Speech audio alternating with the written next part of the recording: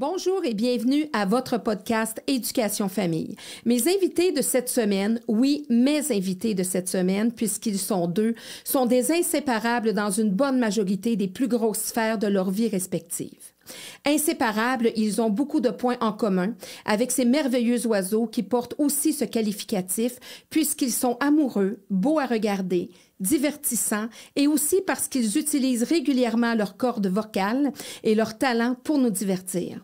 Lui, multi-instrumentiste, auteur, compositeur, interprète et producteur.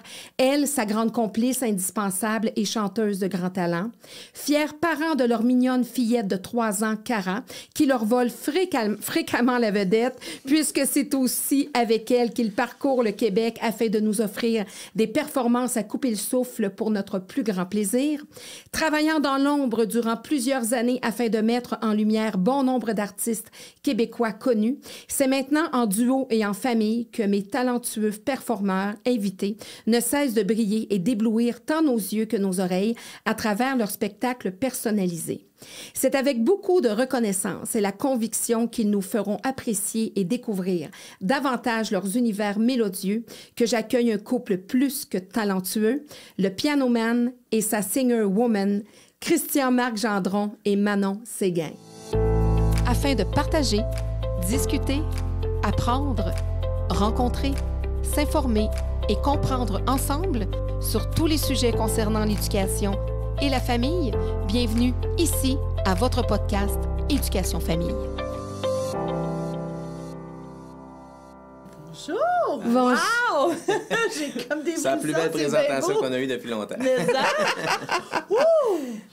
J'aime bien ça faire ça. J'aime bien ça faire ça, de présenter mes invités avec C'est touchant, merci. leur parcours. Qui sait un jour... Ben, moi, je veux aller à votre spectacle. J'essaie, je regardais, mon Dieu, excuse-moi, sold out. Les billets qui restent là sont dans le cockpit.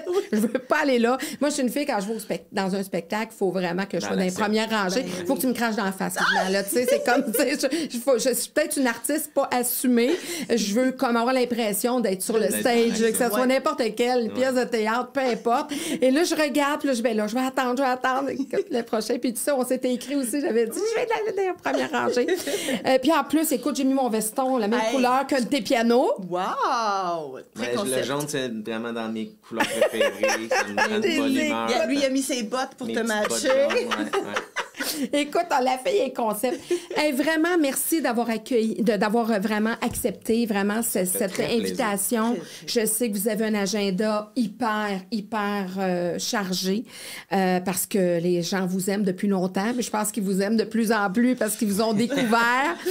Comme je disais d'entrée de jeu, vous êtes dans l'ombre depuis longtemps de plusieurs artistes très connus que vous avez. On va en reparler ça aussi parce que tu sais qui ont brillé, mais derrière toute grande étoile, il y a des étoiles qui brillent autant qu'on voit pas. La pandémie a fait en sorte, je pense, que vous avez brillé davantage. Il y a quelque chose qui s'est passé. C'est vrai. Il y a quelque chose où vous vous êtes permis d'être... Un gros point de bascule. Je sais, bon, on était nous-mêmes, en fait. On était juste nous-mêmes. On se disait, hey, ça n'a pas de bon sens ce qui se passe. On va changer les idées des gens. On va donner du bonheur. On l'a fait très naïvement au début, là. Ben oui. Puis finalement, ben là, on reçoit beaucoup d'amour de ça. Qu'on pensait pas, là, tu sais. On s'en fait parler presque à tous temps. les jours. On a fait jours. des lives, c'est ça, sur Facebook les samedis soirs, puis ça rassemblait au début déjà plusieurs centaines de personnes. Puis on s'est dit, c'est normal le fun, on va le refaire. Puis c'était toujours au moins 3, 4, 5 000 personnes qui se connectaient en direct avec nous. Dont moi. C'est beaucoup. Puis on avait notre petite fille sur nos genoux. Je veux dire, elle était tout petite. Puis on n'avait pas un grand salon. Et puis... Mais c'était aussi qu'on n'avait pas le droit de la faire garder. C'est pas comme si je pouvais inviter la voisine d'en face, dire viens checker mon bébé pendant qu'on chante. C'est ça, on ne va pas la mettre dans une autre pièce. Mais non, fait qu'on donnait du bonheur, mais dans la simplicité d'une réalité familiale. Puis là, les gens, ils ont vu la petite grandir au fil des semaines, et puis là, ils la voient grandir sur scène. Fait que c'est quelque chose. Mais on a l'impression que notre famille devient un peu... qu'on fait du bien. J'ai cette impression-là.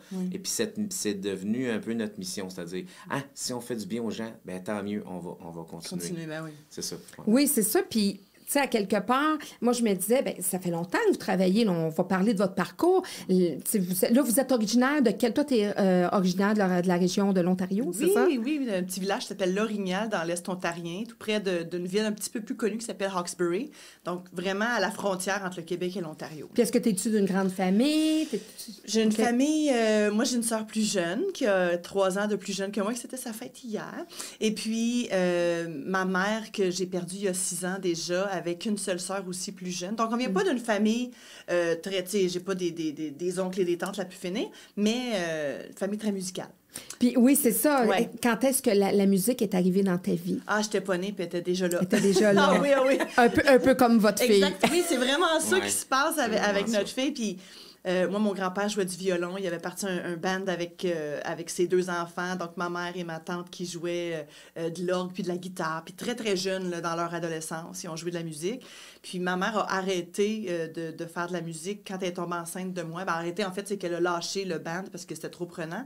Mais elle a fait ça toute sa vie, puis elle a repris après, puis elle a été directrice de chorale. Elle s'est beaucoup impliquée au niveau des jeunes ensuite. Donc, le bagage musical vient de là. Ça vient vraiment de ma mère. Puis toi, tu as eu cet intérêt-là, puis très, le très talent jeune, aussi. très jeune, oui, vraiment très tôt. Puis ma mère a trouvé que j'étais une petite fille qui avait du rythme puis qui chantait sur la note. Mais tu sais, quand t'es parent, tu vois pas ton enfant. En tout cas, elle me voyait pas comme quelque chose de comment je pourrais dire ça?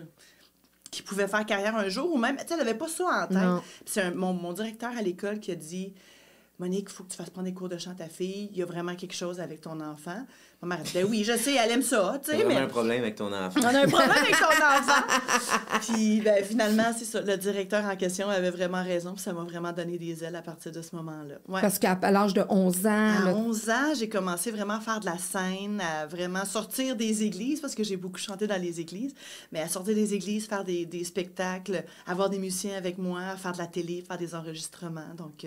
oui, très tôt en Ontario. Puis tu as été reconnu, puis on t'a amené justement ici. Toi, Christian-Marc, tu es un gars de quelle région? Ben moi, je suis né à Montréal, mais j'ai grandi toute ma vie à Saint-Jérôme. OK. J'aime beaucoup, beaucoup cette ville-là. Puis, et donc, ma famille n'est pas une famille de musiciens, mais tout le monde a de l'oreille. Beaucoup. Alors, j'ai grandi dans une famille où, quand ma mère me chantait... Ma mère, elle chantait beaucoup des trucs en français. Mon père, peut-être un peu plus en anglais. Plus crooner. En tout cas, il m'a fait découvrir la musique américaine. Ma mère, plus la musique Plamondon, Édith Piaf, Beko et Aznavour, tout ça. J'ai grandi avec des parents amoureux de la musique, ça, c'est certain, qui avaient de l'oreille. Ma soeur, elle chante bien aussi. Mon père chante super bien, ma mère aussi. C'était pas prédestiné pour moi de faire de la musique, mais au primaire, ma mère, elle a reçu une lettre là, de l'école qui disait ben votre fils a des aptitudes différentes et spéciales. Ils m'ont envoyé à l'école Le Plateau à Montréal, que tu dois connaître peut-être. Oui. Et puis c'est une école où il y a, dans le fond, tu fais de la moitié... C'est une école alternative ou c'est une école... peut-être pas alternative, mais artistique. Oui, c'est-à-dire qu'il faut que tu fasses tout le programme académique, il faut que tu le fasses en la moitié du temps, parce que l'autre moitié du temps, c'est dans les programme arts. de musique intensif. Ouais. OK. Alors, donc, moi, j'ai été comme habitué très jeune à être avec, je dis des surdoués. Moi, mes amis, je les voyais comme des surdoués parce que c'était des prodiges à la musique puis des prodiges dans leurs notes d'école. Moi, je me voyais pas comme ça, mais j'étais entouré de jeunes très doués. Fait que forcément, je suivais le beat. T'as été, comme on dit, quand on est avec les meilleurs, on est tiré vers le haut au lieu d'être tiré vers le bas. Mais mes parents m'ont toujours encouragé à continuer d'aller à cette école-là, puis de continuer dans la musique, puis tout ça, sans m'obliger. Quand après ça, je suis arrivé à l'adolescence, je m'intéressais un petit peu au sport. Pas à l'éducation physique tant que ça, mais au baseball surtout. Okay. Et puis, mes parents m'ont toujours encouragé. J'ai eu beaucoup d'amour, fait que je suis chanceux quand même. Toi, est-ce que tu as des frères, tu as des sœurs? Oui, c'est-à-dire j'ai une sœur biologique. On est très différents, mais on est...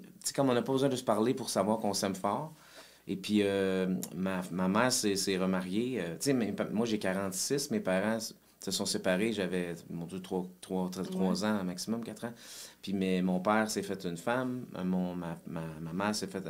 Elle a eu un conjoint aussi. Puis ils ont les mêmes depuis ce temps-là. Fait que moi, j'ai comme 4 parents. Fait que les 4 sont super trippants, puis ils ont, tu sais, comme chacun une autre approche. J'ai adoré ça, avoir 4 parents. Moi, c'est étrange, là.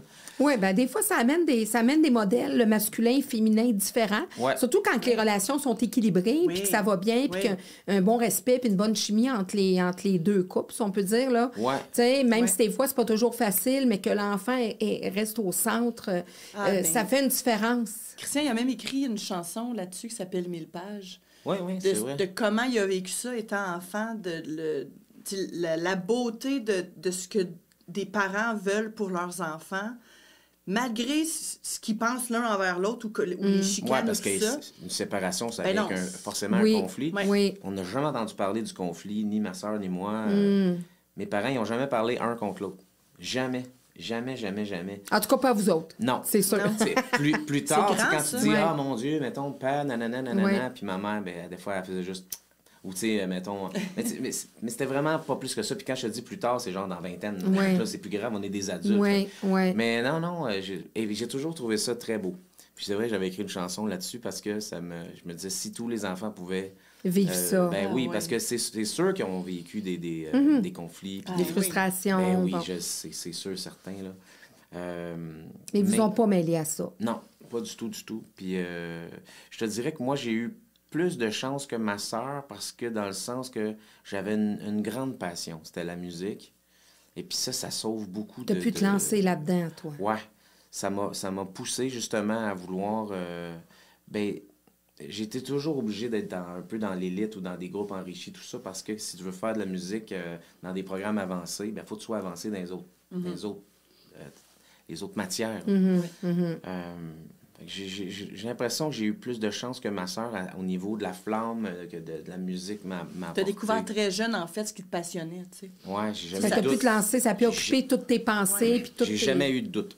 Je me rappelle, j'avais 12 ans, puis je me disais, moi, je vais être le pianiste de Rock Voisine, je vais être le pianiste de Céline. Oui? Oui. Tu te voyais déjà, tu visualisais déjà ça. Ouais. Comme quoi, des fois, la visualisation, puis le désir, puis de mettre en mouvement des choses, parce que c'est ce que tu es devenu, là. T'as accompagné les plus grands. Et quand ça a commencé à m'arriver, là, j'ai comme un peu pogné les... Tu m'as eu peur?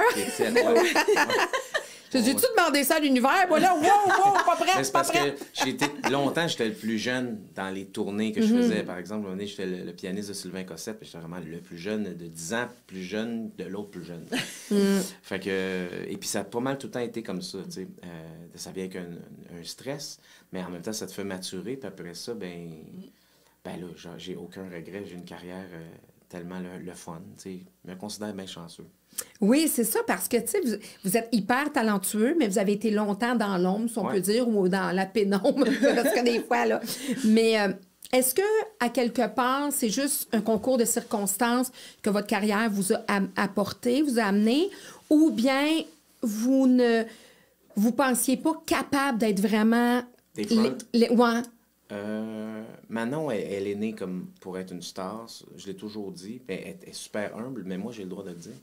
C'est-à-dire que quand on a commencé à travailler ensemble, je lui disais, c'est drôle, c'est moi qui est tête d'affiche, mais t'es tellement plus à l'aise que moi sur scène. C'est-à-dire que moi, mon parcours d'être dans l'ombre longtemps a fait en sorte que je savais que j'avais le talent pour aller en front, pour avoir une carrière solo.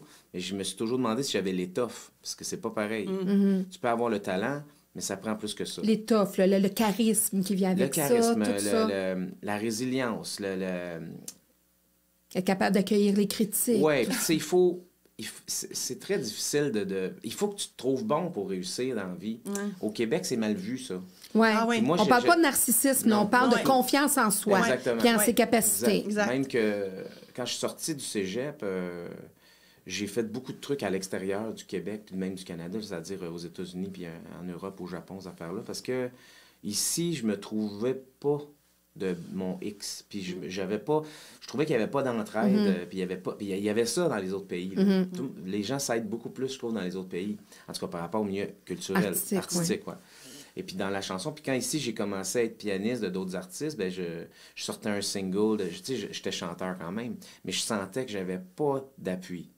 Et que je ne... Il te trouvait bon en arrière, mais là, si tu commençais à être trop bon en avant, T'as dérangé. Ça crée des dérangé souvent des petits malaises. Ouais, oui. Mais oui. Il ne faut pas avoir peur des mots, mais il faut en parler. Oui, parce que c'est quand tu déranges. Oui, oui. Oui, tout à fait. Moi, j'ai toujours cru en mon étoile, mais par contre... ça l'a ralenti un petit peu. Non, mais j'avais compris que dans ce métier-là, c'est pas le talent, c'est pas ça qui fait en sorte que tu perces ou quoi. Il y a tellement de facteurs. Toutes sortes de choses. C'est politique aussi, la musique. Malheureusement, c'est pas le meilleur qui sera en haut nécessairement. Alors que dans le sport, au tennis, tu es le meilleur, tu te rends en haut. Dans la musique, c'est pas ça, là. C'est qui tu connais, si tu connais les contacts, as-tu les sous, si tu es docile, si tu dis oui. Au début de carrière, il faut être docile. Tu peux pas être une tête enflée dans ce métier-là. Il faut que tu sois résilient, il faut que tu écoutes. Oui, des fois, tu te fais avoir. Ça fait partie. Puis, ce que j'ai dit à Manon, il n'y a pas si longtemps, elle m'avait dit, c'est révolu l'époque des managers, des gérants qui venaient t'écraser d'une façon. Te diminuer pour essayer de te donner le goût de continuer. Ou te frauder, ou de ci ou de ça. Puis elle dit, tu sais, il y en a... J'ai dit, oui, c'est révolu, mais en même temps, je dis, c'est aussi que les artistes sont bien moins naïfs qu'avant. Ils ne se laissent plus faire. Les jeunes s'assument plus. C'est beau à voir ça. Puis, donc, c'est ça. Je pense que c'est juste c'est une transition qui est quand même le fun. Et puis, mais c'est un métier extrêmement difficile. Et puis, là, nous, ce qui nous arrive, ben, dans la réalité, ça aurait dû nous arriver un bon 10 ans avant. Mais il n'y a rien qui arrive pour rien. C'est que là, ça nous arrive, on est plus près, on a une maturité, un respect des gens qui nous entourent. Quand tu as 22 ans et tu vends 400-500 000 albums, c'est sûr que ça peut te monter à la tête. Quand tu rentres 1 million dans ton compte, c'est que tu penses que tu vaux 1 million. Mais c'est pas ça. C'est que tu as eu de la chance, tu as eu de la télé, tu as fait ci, tu as fait ça, les gens t'ont adopté. À une époque aussi où il n'y avait pas de réseaux sociaux, mais c'est que tu n'avais pas besoin d'être gentil avec le public pour être une superstar. De nos jours, tu ne peux pas être une superstar si tu n'es pas gentil avec le public. Parce qu'à cause des réseaux sociaux, les gens donnent, mais ils veulent recevoir de la gentillesse. Les gens sont fins, ils veulent que tu sois fin. Puis des fois, ils sont intrusifs aussi. Ils veulent... Tout à fait. Ça, il faut gérer ça. Et donc, je pense que c'est une transition qui est difficile pour les artistes qui ont déjà fait des millions et qui n'avaient pas besoin d'être fins avec le public. Ils avaient juste besoin d'être performants dans leur métier puis d'être fins avec les gens de l'industrie. Mais ça a tout changé, ça, là. Ça a tout changé. Parce qu'il y a une proximité encore plus grande avec le public. Il y a une accessibilité tellement facile. Les gens, maintenant, vont aimer mieux quelqu'un de gentil que de surdoué. Le meilleur exemple, c'est Star Academy. Marie-Hélène Thibert, Wilfred, quand ils ont gagné, c'était loin d'être des très, très, très doués. C'était des jeunes avec du talent, puis avec une belle bouille, puis de la gentillesse. Les gens les ont adoptés. Qui étaient sympathiques. Ils sont bons à tabarouette. C'est ça. Alors, c'est ça. Et puis, c'est niaiseux, mais... Puis aussi, tu vas en voir des fois qui sont là, qui ont un talent, mais qui ont une tête, qui sont plus durs, sont plus difficiles à gérer. Ils savent déjà ce qu'ils valent, sont hyper performants. Ça passe. Au Québec, ça passe moins. Aux États-Unis, un peu plus. En France, l'inaccessibilité des artistes vient avec un côté positif au niveau de la carrière. Au Québec, c'est un autre modèle. Véronique Cloutier, qui est la plus grande star au Québec, on peut se dire ça. J'ai reçue, d'ailleurs. C'est la plus gentille. C'est ça. C'est la plus accessible. C'est une vraie fine. Parce qu'il y a des faux fins aussi. Il y a des faux fins. On les nommera pas, mais il y a des faux fins aussi. Il y a des faux fins. Il y en a moins, on dirait. On en a moins. Mais on a côtoyé. On a à peu près le même âge, toi et moi, mais on en a vu. Mais qui sont fins devant le Kodak, puis après ça, ils veulent pas prendre de photos, ils veulent pas voir leur public. Mais c'est parce que tu gagnes ta vie avec ça. Moi, c'est mon opinion. Mais nous, tu sais, il y a des artistes... l'avantage d'avoir... Manon, elle était peu choriste, comment elle fait les bébés de Mario Pécha, mais ça a tout le temps été une front, comment on dirait ça, une artiste solo. Et puis moi, j'en ai fait beaucoup d'accompagnement de d'autres, soit en studio, soit sur scène. Et des comportements de grandes stars que je dis, ça, je veux m'inspirer de ça.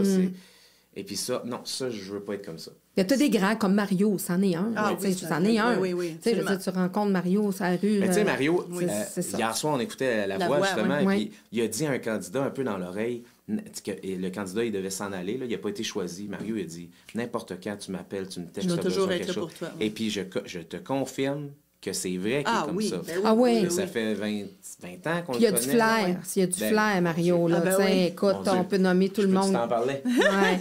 Ben oui, tu peux m'en parler parce qu'il est prédominant, toi, dans ta carrière, Mario. Ou un certain dans nos vies, ben aussi. Oui, vraiment. Ben oui, parce que, tu sais, on a fait... Moi, les premières fois que je faisais des aussi grandes salles ou les aussi grandes scènes au Québec, c'était avec Mario Pécha. Puis il a toujours laissé une super belle place sur scène, sur ses projets d'album, peu importe. Donc, c'était... on était 10 ans avec lui quand même en tournée. Nos chemins viennent de se séparer depuis l'année passée parce que là, les horaires marchaient plus. Et nous aussi, c'est ça. Ben oui, mais on n'est pas... on est tout le temps pas loin. Ah oui, on est toujours pas loin. Puis, en tout cas, si vous allez le voir à Dolbeau, moi, je suis sa voisine, pas loin, elle viendrait me voir. Tu viens de Dolbeau? Ben, ma famille vient de là, mais j'ai une résidence secondaire là-bas, puis c'est mon voisin pas loin, c'est bord du lac. J'adore Dolbeau. Puis, mais... C'est ça, Mario, tu sais, on fait... il a été notre célébrant pour notre mariage, quand même. C'est pas rien. Oui? C'est une marque de confiance. Puis c'est sur sa tournée, vraiment, qu'on s'est permis de s'aimer, tu sais. Oui, parce que parlons-en, vous vous êtes rencontrés comment? Comment cet amour est né? Comment on s'est rencontrés? Premièrement, moi, j'avais à peu près 18 ans, puis je me suis fait approcher par un producteur de revue musicale pour aller travailler aux États-Unis, à Atlantic City, sur une revue musicale. Puis Christian Marc, qui était chanteur, j'étais chanteuse. Mais c'est ça, on a 9 ans de différence. On était des collègues dans une grande production aux États-Unis. On s'est connus aux États-Unis? Oui, vraiment là-bas. Puis on était loin d'être des amis. On n'était pas... vraiment, la génération qui nous séparait, tu sais, quand t'as 18 puis lui a 27, moi, j'avais tout à apprendre, même de la vie en général, pas juste du métier. Une jeune adulte. Vraiment. Puis il y avait comme un clash de génération. Puis moi, j'étais cocky un peu dans ce temps-là. Oui, genre, vous écoutez pas les mêmes tunes à radio. Aussi. Souvent, il y a un clash comme ça. Non, mais c'est les films, nous autres. Oui, les films. Là, ça, on sent le clash de génération à travers les films parce que la musique, on est trop ouvert. Oui, vous êtes tellement polyvalent aussi. Mais les films, là, tu sais, elle avait jamais vu Retour vers le futur. Elle avait jamais vu L'An 50. Mon Dieu, c'est des 12 outrages. Il y a des gens qui vont en prison pour bien moins que ça. Mais sinon... Avez-vous vu E.T.? Ben oui. Mais, non, mais comment... Oui. Où est-ce qu'on était? Mais non, mais c'est ça, il y avait vraiment... Le clash de génération puis votre rencontre. Oui, puis tu sais, au début, lui... ça cliquait pas du tout, là. C'était pas... puis on s'est pas revus pendant longtemps. Extrêmement doué, là. C'était un respect musical incroyable, mais on était juste vraiment pas à la même place. Mais non, puis dans nos vies non plus. Mais il y avait des frictions. Et puis moi, j'ai rarement des frictions avec quelqu'un. Fait que peut-être qu'il y avait quelque chose. Il y a peut-être déjà une attirance cachée. Qu'on se disait, oh, le petit maudit, la petite maudite. Tu sais, des fois, c'est un peu de ça aussi. Ouais. Les deux, on était en couple. Comment puis-je attirer son attention? Tu sais, des fois, c'est de l'instinct ou c'est même de l'inconscient, tu sais. Puis c'est plusieurs années plus tard qu'on s'est revus encore aux États-Unis. Ouais. Puis que là, pour un plus petit contrat, c'est vraiment un autre contexte. Et puis, mais tu sais, on s'est toujours suivi un peu. Quand tu as fait ton lancement d'album, j'étais là quand même. Tu as fait un gros showcase à Montréal, j'étais là aussi. Mais tu sais, tu as suivi un peu quand tu faisais la musique à vos marques party, les films. Ma soeur écoutait ça sans arrêt. J'étais comme, hey, c'est pas le gars avec qui j'ai travaillé aux États-Unis. Elle a dit oui. Puis là, elle a capoté dessus. Donc, sa sœur. Ma soeur, oui, c'est quand même très drôle. Je suis allée à son lancement. Elle a comme beau-frère, regarde ça. C'est ça. Oui, maintenant, elle m'aime bien, mais je veux dire, Non, ça aurait été incompatible. Elle ne suivirait pas en tournée. Non. Puis, tu sais, à la joke, écoute, j'avais été à son lancement. J'ai pris un poster. Puis ma soeur m'a dit, je veux qu'il signe à ma future femme dessus.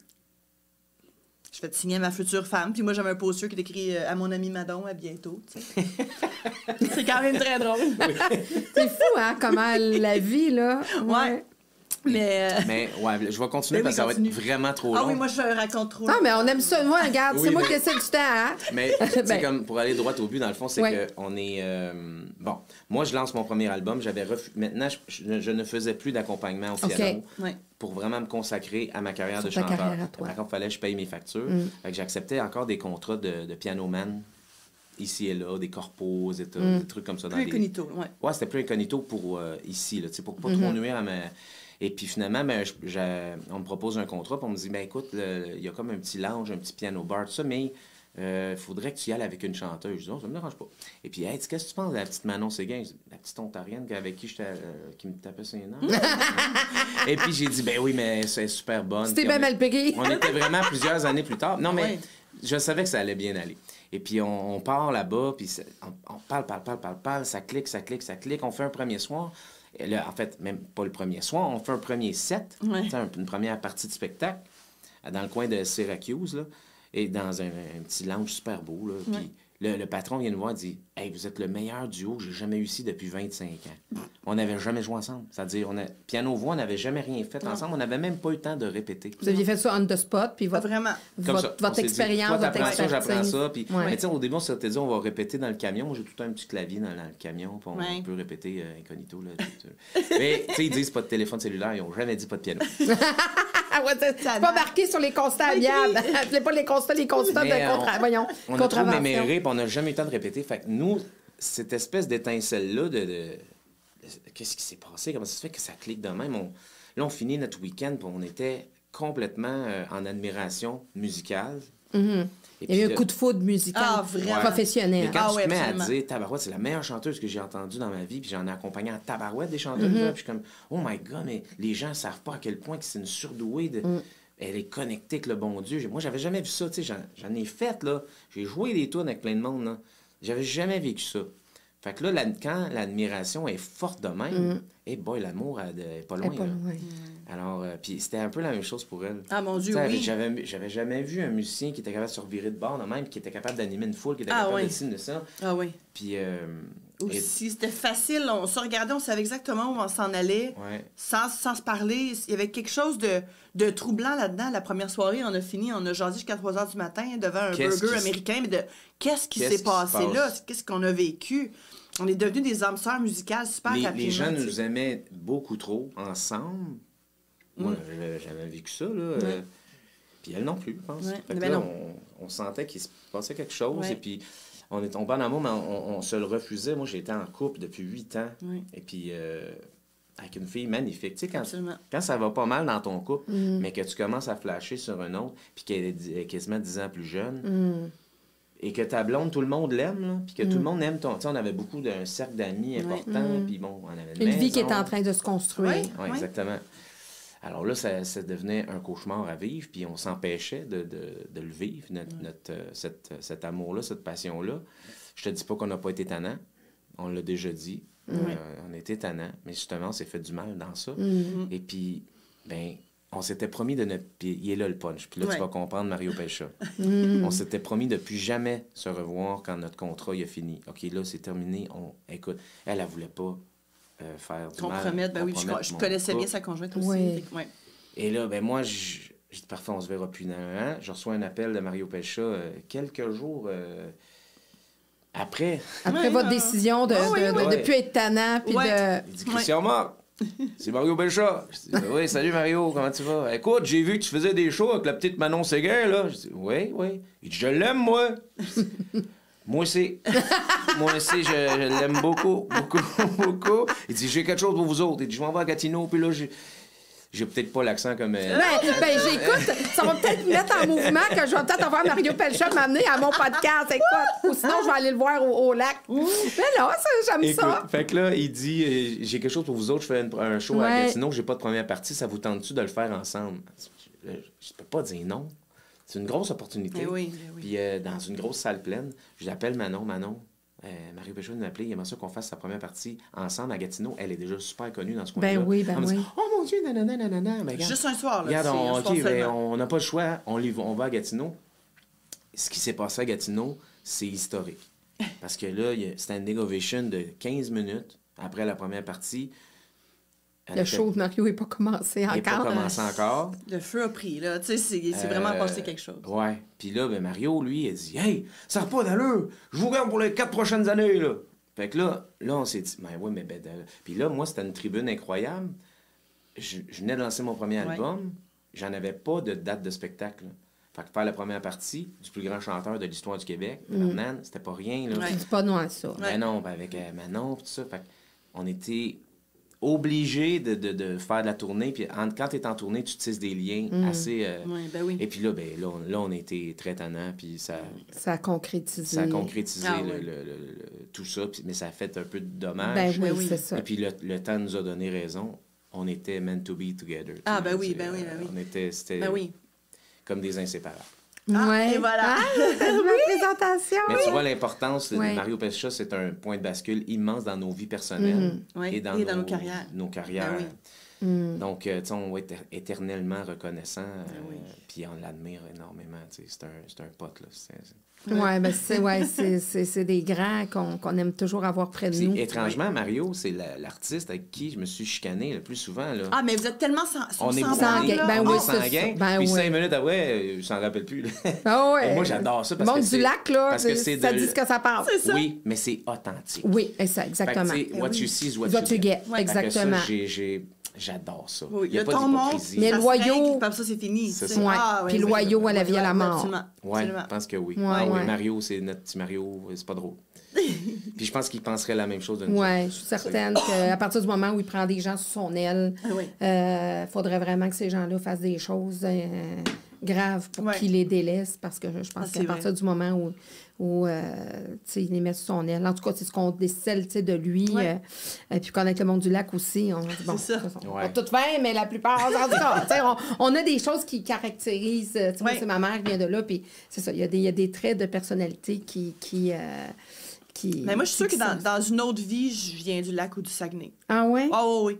Il y a quelque chose de... La première fois que je suis allée là, Ah, j'étais magnétique. quand même plus vieille, là. Tu sais, j'ai pas fait de la tournée au Québec étant jeune, mais j'avais peut-être, je sais pas, moi, 22, 23 ans quand je suis allée faire le concours à Saint-Ambroise, au Saguenay. Puis je me suis sentie tellement bien. J'avais jamais vécu ça, d'être aussi bien dans un environnement qui est pas chez nous, tu sais.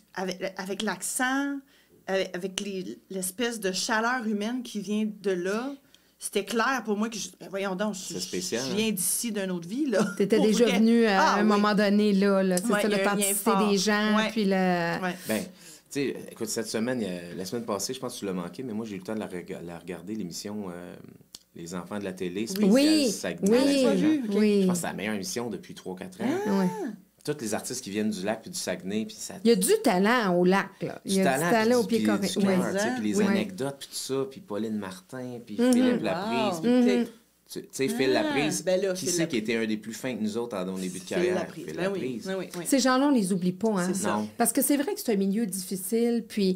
Tout le monde veut pas perdre sa place au soleil, fait qu'ils font tout pour ouais. pas nuire aux autres, mais certainement pas tant les aider. Ouais. Ça, je peux te le confirmer. Non, c'est ça. Puis quand moi, je suis contente d'avoir vécu ça, les médias, puis de le vivre encore un peu, mais c'est comme un hobby. C'est pas ça qui me fait vivre. Ouais, je comprends. Mais je peux comprendre que ceux qui vivent de ça...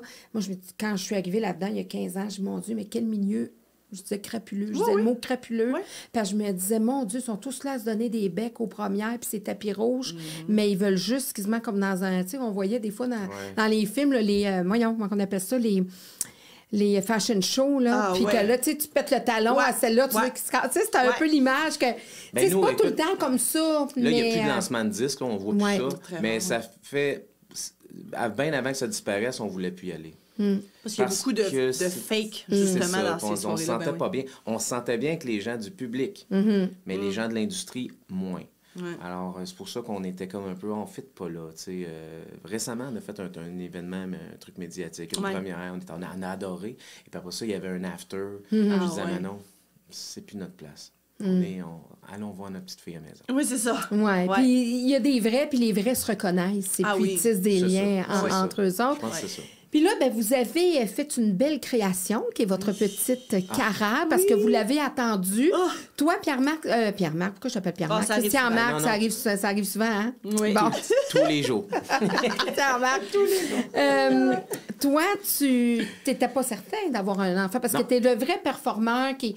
Puis, est-ce que je me trompe? Tu es perfectionniste, faut que... Je pense que non, je ne OK. désirais juste pas d'enfant. OK. C'était vraiment ça. Ouais. Puis, tu sais, carriériste, oui, mais Ouais. ouais, ça, c'est une de mes photos. Oh, la petite pouillette. Ah, quel souvenir, ça. Quel souvenir, ça. Ça, c'est vraiment Ça fait pas longtemps, c'est au mois de décembre. ça. Oui, oui. Et donc, excuse-moi. Petite émotion. Mais j'ai jamais voulu d'enfant, vraiment. T'as jamais voulu te marier non plus. Tu Non croyais plus, pas jamais là-dedans. voulu me marier, Ouais. tout ça. Et puis, on rencontre Manon, le temps passe, et puis tout ça. Puis mais c'est vraiment par rapport à la mère de Manon. C'est comme... J'ai aimé mes belles mamans à travers ma vie, là, mais celle-là, c'était pas pareil. C'était pas pareil. C'était un âme très, très puissante, avec un aura rassembleuse, que j'admirais beaucoup. Écoute, à un moment donné, j'ai dit, il faut que je parle à ta mère, quand on était dans l'illégalité. Okay? Ouais. J'ai dit, il faut que je parle à ta mère parce qu'elle doit penser que je suis un trou de cul, puis je suis un ci, puis elle a raison. Fait que je veux juste aller régler ça avec elle. Puis j'avais réglé ça avec elle, on était tous... Il y avait ma soeur aussi, ouais. C'est ça, il y avait Manon, sa soeur, sa mère, puis j'ai dit, je le sais, vous m'aimez pas, je le sais, je suis en couple, je le sais, j'ai 10 ans plus vieux, je le sais, tout ça. Mais laissez-moi régler mes choses, tu sais. Parce qu'il va y avoir des dommages. C'était pas ma première séparation. J'avais tout perdu d'une autre séparation. J'allais encore tout perdre. C'est comme si je vais-tu être capable de me relever de ça. Ben oui, à 30 quelques années. Là, t'es tanné de recommencer, là, puis de tout donner à l'autre, parce que par culpabilité, ben là, j'ai encore fait. Les hommes font souvent ça. Oui, puis je regrette pas, parce que, encore une fois, la fille avec qui j'étais était tellement... C'est une bonne fille. Ah, mon Dieu, oui. Sauf que moi, il fallait que je recommence à zéro, encore. Puis même si je disais à Manon, c'est dommage, on n'aura pas de maison, parce que à cause de mes gaffes, j'ai pas d'argent, puis... Et puis finalement, ça a pris 1 an, puis je me suis refait. Oui. Tellement que, tu sais, tout était aligné à un moment donné, tu ça. sais, ben oui. Puis, tu sais, moi, je me rappelle d'être dans l'attente, là, d'être la troisième roue, puis de me dire, je suis-tu patiente ou je suis bien naïve là-dedans, tu sais? Je pense que tu savais dans ton fort que ça ben allait... oui, tu sais, c'est quelque chose qui se ressent, là. Je veux dire, je serais pas restée là à attendre comme 8 ans, parce qu'il y en a qui espèrent longtemps, puis ça arrive jamais. Mais j'étais long à faire le move parce que j'étais pas capable de faire de la peine à l'autre, puis j'étais surtout pas, j'avais pas le courage de tout perdre. C'est toutes sortes de raisons. Là. Et puis, donc moi, j'avais voulu jouer la carte de l'honnêteté avec sa mère, puis ça avait marché. Ben oui. Fait qu'elle me croyait. Puis après ça, tout le monde était plus patient, tout le monde... J'avais pas de cachette, là, tu sais. Et puis... la pression tombe aussi. Elle a décidé de te faire confiance. Puis elle était trop importante pour moi, cette femme-là. Elle avait quelque chose, là, tu sais. Comme Manon, en fait, tu sais. Et puis Manon est très famille. Puis ça, elle m'a comme un peu réappris à redonner les lettres de noblesse à la famille. Tu sais, tu veux dire, quand tu m'entends parler de ma famille, tu sens l'admiration puis l'amour. Mais à un moment donné, je pensais plus à ma carrière. Puis je donnais des nouvelles à ma mère. Mais, des amis. Tu sais, c'est ça, à un moment donné, il y a comme un chemin qui se fait. Vingtaine, tu sais, dans vingtaine.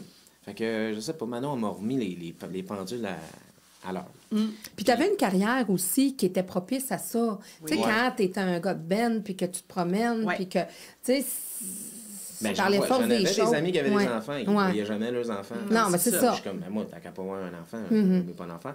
Et puis là, quand la maman de Manon est décédée, quand même, elle est partie vite là, par rapport à la maladie, puis les complications, tout ça, c'est aux funérailles. Moi, je ne suis pas plus ou moins spirituel, plus ou moins croyant, c'est-à-dire, je crois en ceux qui croient. C'est spécial, hein? Et puis moi, j'ai ma propre spiritualité, puis je crois en mes rêves, je crois en la bonté, je crois qu'il faut donner à autrui, puis il faut être généreux, hein? Ça, j'y crois. Mais tu sais, comme Jésus, tout ça, je sais pas. Mais tabarouette, au décès de Monique, on est pendant les funérailles, sa mère est tellement connue que dans l'Est ontarien, il fallait faire deux jours d'exposition. On voit pas ça souvent, là, à part des vedettes. Là. Mais c'était ça que c'était sa mère. C'était une vedette. Puis pendant la nuit du premier au deuxième jour, j'ai eu l'impression que sa mère est venue me parler dans mon sommeil. Elle disait, hey, mon petit garçon, c'est correct, là. Hein, laisse-toi aller. Vas-y dans cette affaire-là. Puis le lendemain, je dis à Manon, pourquoi t'arrêtes pas de prendre la pilule? Puis elle se met à pleurer, puis pleurer, puis pleurer.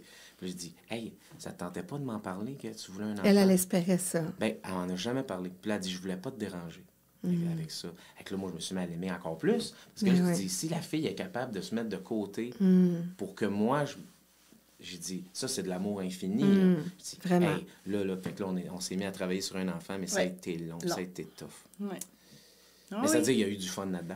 Oui, c'est ça. Vous avez pratiqué en maths, hein? Vous avez pratiqué vos scènes. Cet enfant-là était très, très, très désiré. Ah oui. Ben oui, tu sais, ça a été des gros hauts et des gros bas. Tu sais, moi, j'ai fait une fausse couche peut-être 1 an après. Ouais. Je tombe enceinte, j'ai fait une fausse couche à presque 13 semaines. Fait que là, on l'avait annoncé à tout le monde. On l'avait tellement annoncé à tout le monde qu'on n'a pas eu le temps d'annoncer la fausse couche à tout le monde. Oui. Parce qu'on se fait pas un statut Facebook. Ben non. Ça, non. Fait que, tu sais, à un moment donné, il y en a qui pensent que tu es toujours... on s'en va souper chez mes meilleurs amis, puis il me dit, puis la grossesse, ça fait déjà 2 mois qu'elle l'avait perdue, mais j'avais oublié d'y dire. Parce que, tu sais, à un moment donné, tu aimes ça faire le tour quand c'est une bonne nouvelle, mais faire le tour quand c'est une mauvaise nouvelle, à un moment donné, toi-même, tu n'es plus capable de le raconter. Ça a été tough. Oui. ça a pris encore une autre année et demie après ça. Tu sais, là, on est allé en fertilité, puis on s'est fait dire plein de choses comme qu'on était compatibles, mais on tombait dans le 5 % d'infertilité incomprise, tu sais, puis pourtant, tout allait bien, puis on se dit, OK, ça a marché une fois, ça va marcher encore, tu sais, puis on était sur le bord de faire l'insémination, puis je suis tombée enceinte naturellement. Oui. Puis là, on a attendu avant de... Ah oui, là, on s'est calmé, là. Ah, elle est née, ça fait 3 mois. c'est ça. Genre. Ouais, mais c'est des gros... Ben, c'est des douleurs, ça, là. Manon, elle l'a jamais oublié parce qu'en plus, ben, je dis Manon, moi non plus, mais je l'ai pas vécu comme une femme, là, comme une maman. Et puis, c'était même peu un fœtus, là, c'était vraiment un petit Playmobil. Il est sorti...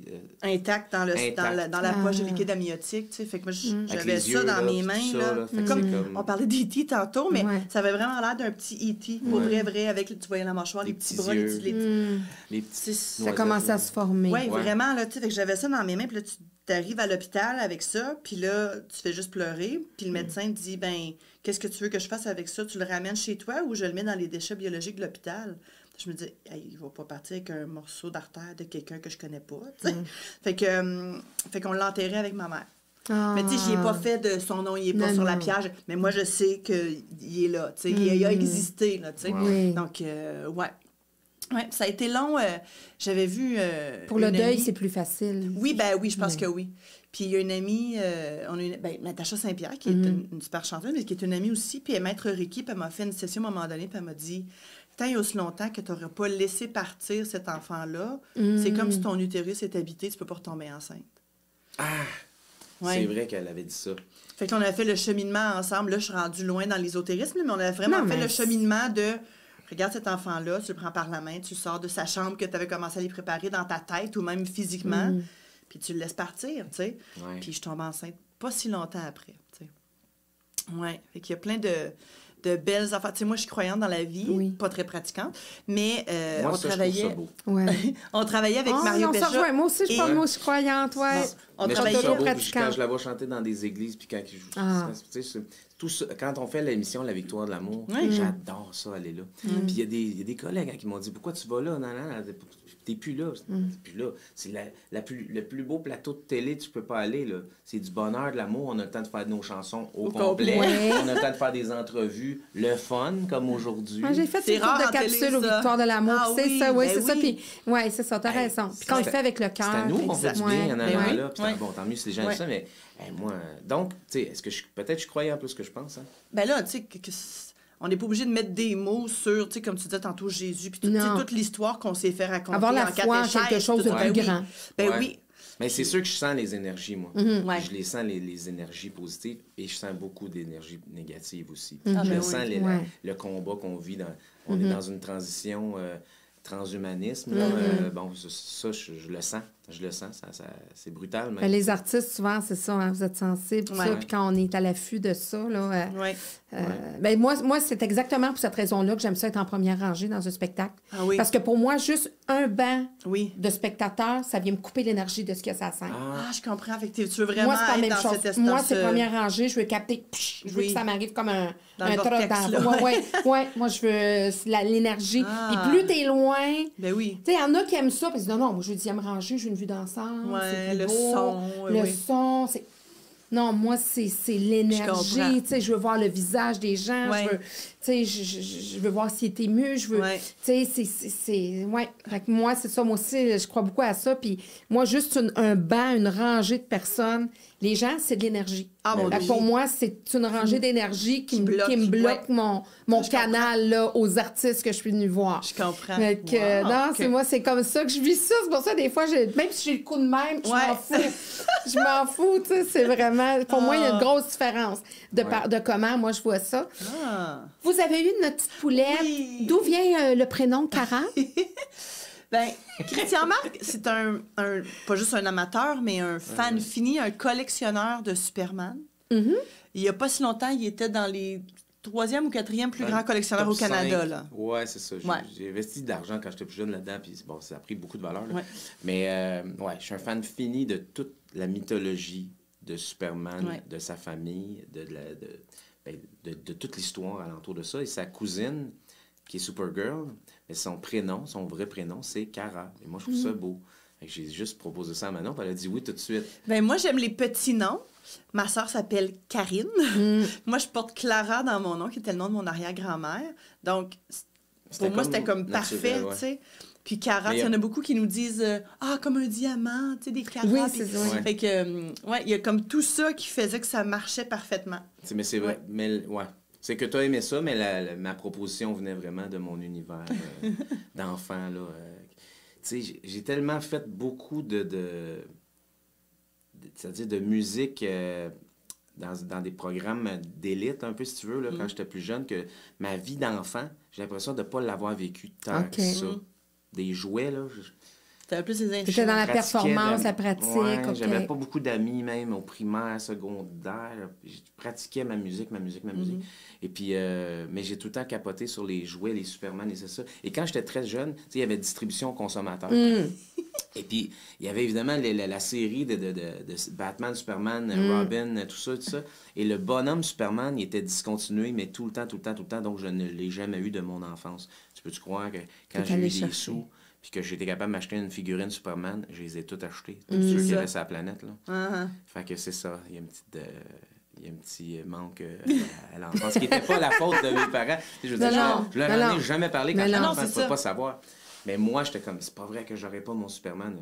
Je peux dire, il en manque pas dans la maison. Non, il en manque pas. On a une pièce dédiée à ça, la pièce du musée, là. Oh oui, c'est comme du plancher jusqu'au plafond, de tous les murs.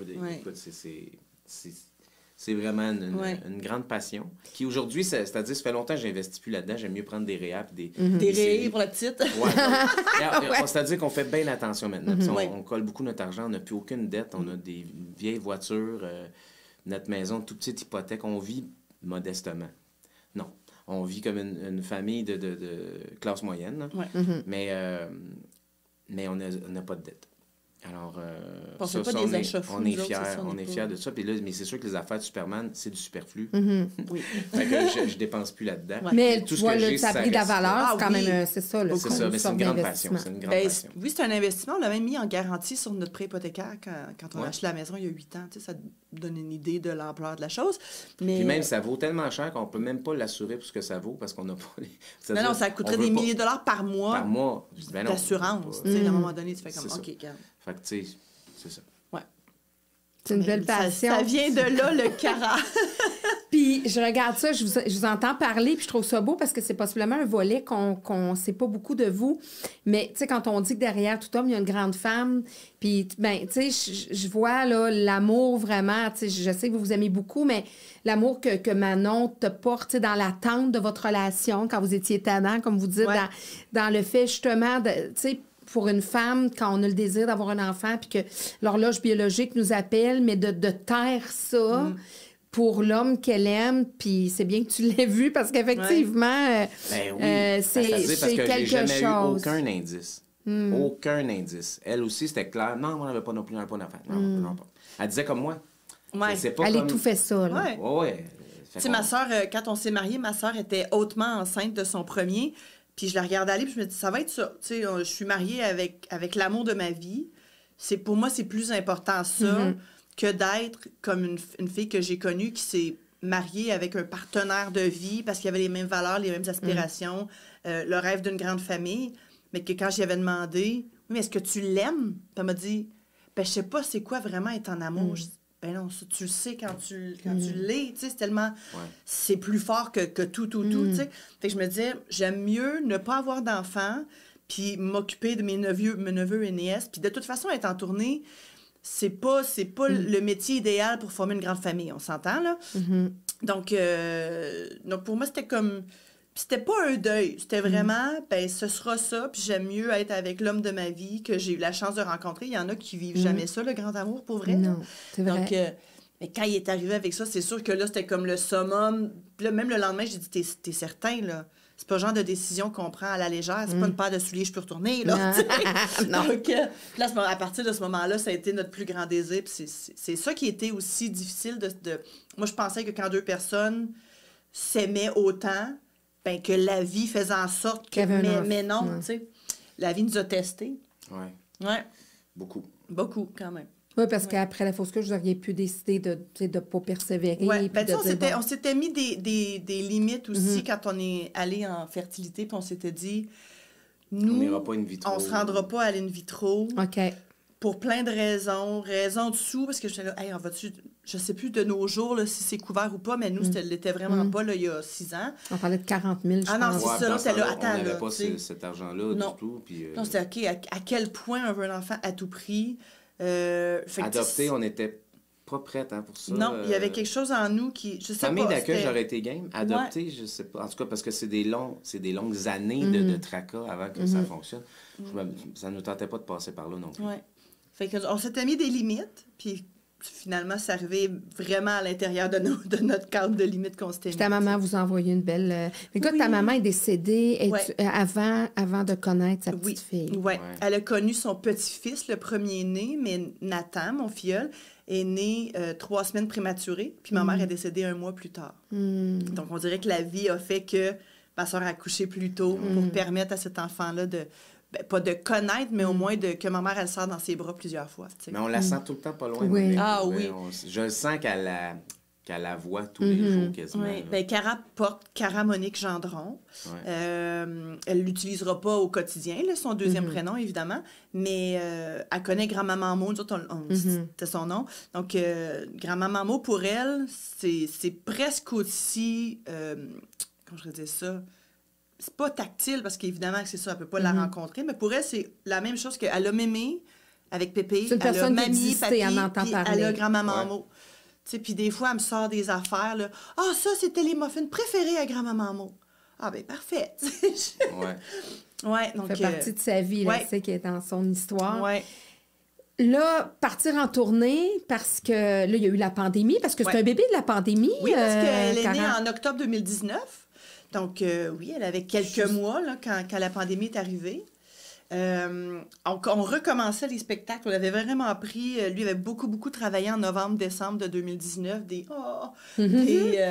des spectacles de Noël où moi, j'allais le voir avec le petit bébé, tu sais. Puis en janvier, on avait vraiment pris congé, comme ça nous arrive souvent de faire, là, justement, parce qu'après un rush du temps des fêtes, on relaxe un peu plus en janvier. En février, on reprenait les shows. Moi, j'ai recommencé à faire des spectacles. Donc, elle avait déjà commencé à nous suivre. Là. J'allais l'allaiter pendant l'entracte. Tu sais, c'était vraiment ça. Puis, vous étiez où professionnellement dans vos vies? On faisait Pianoman Expérience. OK. Donc, c'était le premier. Vous aviez déjà commencé votre... c'est un projet qui a pris bien du temps à décoller. Okay. Puis, commencé en 2015, puis c'est vraiment en 2017, 2018, 2019 que là, ça a explosé, les salles de spectacle partout au Québec. Puis la pandémie arrive. Ça nous a rentré dedans pour pas mal. Parce qu'on avait le vent dans les voiles. Bon, moi, je pensais que ça allait vraiment stopper cet élan-là. Finalement, ça en a fait 2 pas par en arrière pour sauter 25 pas par en avant. C'est vraiment ça qui s'est passé. Est-ce que vous avez continué sur les médias sociaux? Ça a dû aider, ça? C'est ça qui vous a propulsé? Oui. Mais c'est ça, la vérité, c'est qu'on le faisait vraiment très, très naïvement. Oui. Parce que le bouche à oreille, ça reste la meilleure publicité. Tu sais, t'as beau mettre des milliers de dollars en investissement publicitaire à la télé, à la radio, dans les journaux, mais quand quelqu'un a vu le spectacle puis dit à son frère, à sa nièce, à sa meilleure amie, « Faut que tu ailles voir ce show-là », il n'y a rien qui vaut ça. Puis c'est ce qui est arrivé avec nos lives qu'on faisait le samedi soir. Tu sais, là, c'est devenu très familial pour nous. C'est devenu très familial aussi. Les gens nous disaient, moi, j'appelle ma soeur, mon frère, on mange toute la même affaire, on s'ouvre une bouteille de vin, chacun chez nous. Je mets ça dans la télé, dans mon écran plat, puis tout le monde écoute la même chose en même temps. Il y avait comme une espèce de moment rassembleur, un peu comme Star Academy à l'époque. Là, j'extrais pas, c'est beaucoup plus grand. Mais tu sais, de tous vivre la même chose, tu sais, où flash tes lumières de Jean-Marc Parent. Il y avait quelque chose de familial là-dedans où les familles sont senties impliquées puis connectées, tu sais. J'aimerais envoyer telle chanson à ma soeur qui t'écoute. Oui, parce que vous aviez des demandes spéciales. Tout le temps. Oui. Il y a juste bien lui qui est capable de faire ça. Sortir n'importe quelle chanson, tu sais. Puis il y a eu quelque chose de... Des imitations aussi, parce que c'est un bon imitateur. J'ai eu Mario Pelcha, mais... Il va sûrement sortir Ginette tantôt. Bien, les imitations, ça a été un gros point de bascule. Puis moi, j'en fais à l'émission de Paul Arcand à la radio depuis longtemps avec ma collègue Nancy Fortin. Puis Mais tu sais, je pensais que les gens savaient que j'étais à l'aise à faire ça, tout ça, mais non. Finalement, personne ne le savait. Et puis, pendant la pandémie, plus de spectacle. Je perds ma job à radio aussi parce que nous, on faisait un segment humoristique sur l'actualité. Là, on pouvait pas rire de l'actualité. Donc, perds ma job à radio, plus de spectacle. Je suis pogné à la maison. Moi, je suis vraiment hyper actif. Là, c'est vraiment ça. Là. Très proactif aussi dans sa carrière. Proactif créateur, tout le temps en train de nous trouver du boulot, une idée. On va monter un affaire. La journée du lancement de son album, à l'époque, il est en train de me parler du prochain. Puis je suis comme, hey, on vient de l'avoir. Peux-tu comme le vivre, celui-là? Comme l'affiche de mon prochain show est déjà toute faite. Ah oui. C'est déjà tout, il est déjà tout pensé. Là. Fait que je sais exactement ce qui s'en vient. Puis, mais ça, c'est très épeurant parce que ça va vite dans ma tête et je sais que ça va marcher. Puis là, c'est un entrepreneur. Oui, très entrepreneur. Et puis là, je me mets à partager très naïvement des capsules où je faisais des imitations. Puis là, ça s'est mis à exploser de tous les bords, tous les côtés. Il passait des heures et des heures là-dessus. Une capsule, c'était 50 heures. Fait que là, pendant ce temps-là, j'avais pas de temps. Ma blonde, ma fille, mais... Oui, mais il n'y avait pas de spectacle. Fait que, il y a eu une espèce de retour de balancier qui, lui, avait beaucoup travaillé, mettons, à la fin de l'année 2019. Puis là, on était 100% du temps à la maison, tu sais. Lui, il a vraiment besoin de s'accomplir parce que ça va vite dans sa tête, tu sais. Quand il y a des idées, puis moi, je suis là pour, des fois, recalibrer ça. Puis souvent, on s'arrange. Je suis là pour m'arranger que ça fonctionne, tu sais. Donc, c'est pour ça qu'on a un team aussi fort aussi. Moi, je suis pas dans les idées, je suis pas dans qu'est-ce que je vais faire dans 5 ans. Moi, je suis la vague. La bonne numéro 2, là, qui est à côté. Oui. Mais je vais tout faire pour que le plan fonctionne. Ça, c'est sûr. Donc, Puis, moi, ce que je veux, c'est vraiment de triper avec ma famille, puis mes amis, puis leur faire profiter de ce succès-là. Puis, c'est pour ça que, tu sais, je me prouve à moi-même aussi dans tout ça. C'est à moi que je veux prouver quelque chose.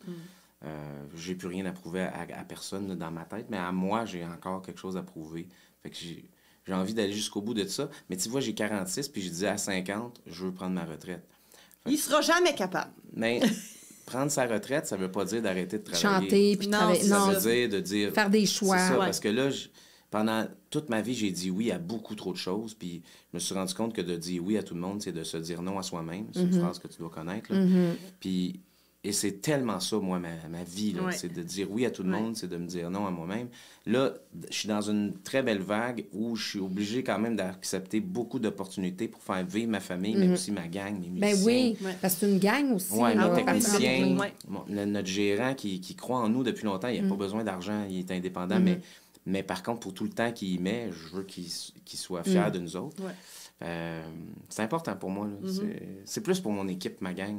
C'est eux que je veux impressionner. Puis chaque soir, je vais tout le temps sortir une nouvelle joke, juste pour pas que ça soit trop redondant pour eux autres. Que ça soit pas routinier. Je sors une nouvelle joke devant le public, le monde part à rire, puis là, je me reviens devant ma gang. Là, ils font comme... Comme hier soir, j'ai fait à croire à mes musiciens, je dis, là, c'était dimanche hier, alors j'ai dit, là, les amis... on est à Sainte-Thérèse un dimanche après-midi. Il n'y a pas de billets vendus. Là. Ça n'a pas marché. J'ai dit, genre, il y a 8 billets vendus. Fait que là, tu vois mes musiciens. Ben là, Christian, fais-toi-en pas. C'est dimanche. Je vous dis 8. Il y en a peut-être 60, mais je dis, pour vrai, on le fait pour nous autres. T'sais. Puis le monde va aimer ça. Puis on va leur donner du gaz. Finalement, c'était sold out. Là. Je sais, je suis allée voir pour ces Fait que là, les musiciens ils arrivent sur scène, puis là, tu sais, les éclairages, la chanson se réveille, puis là, les musiciens font... Tu sais, il y avait 1000 personnes, là, peut-être. Puis là, ils montent tous en regardant, on me disait... Toi là! J'aime ça, faire ça. Je trouve que ça garde ma gang en vie. Fait que, moi, je le fais pour moi, pour ma gang, tout ça. Mais à 50 ans, je veux ralentir. C'est de choisir des choses, pas nécessairement les plus payantes, mais qui vont plus te faire vibrer. Exact. Moi, j'ai jamais été à l'argent, sinon, ça fait longtemps que je serais millionnaire. C'est ça. Moi aussi. J'ai jamais fait ma business sur un signe de pierre. Ben non. Les décisions que je prends, tu sais, comme là, tu sais, j'ai eu des discussions pour aller à Vegas, tout ça. Ça serait un move financier. C'est un mauvais move. C'est un mauvais move. J'ai bien trop d'amour à donner au public québécois, puis à ma femme, puis ma gang. Je vois pas ma fille grandir à l'école américaine. Je sais qu'il y a des artistes qui l'ont fait. Il y avait peut-être 30 ans aussi. Moi, j'en ai 46. J'ai rien contre les Américains, je les adore. Sauf que je trouve qu'au Québec, c'est ma place, c'est mon hood, puis je veux que ma fille aille dans des écoles ici, tu sais. Une belle rencontre qui se poursuit avec Christian-Marc Gendron et Manon Séguin dans une deuxième partie.